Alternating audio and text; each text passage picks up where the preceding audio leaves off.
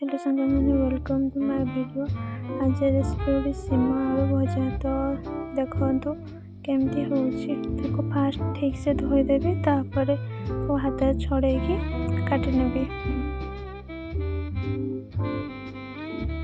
आलू को काटी ना काटी नहीं टे बड़ बड़ पीस करवा ना सीम सहित मेंचा मेंचा हो ठीक एपरी जमी मुझे देखा आपन को सेमती देखु तापर जानीपर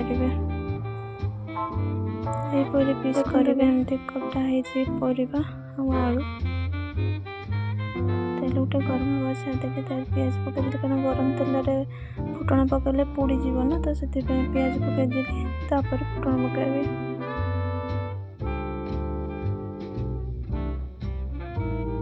पियाज हो गला सीम पकईदेले क्या सीम को आगे मत सन्तुलते पड़ो। सीम टे सन्तुला आलू पकईदेली तापर लुण पकईदेली और टिके लेट कर हलदी गुंड पकईबा ना कड़का लगे ना तो से हलदी पकई देकी ढांकी देदेली।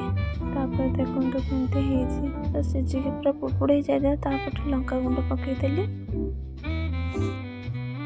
देखो सीम आलू भजा आपन को भिडियो केमती लगुच भल लगुए निहाती सब्सक्राइब करेंगे मो वीडियो को।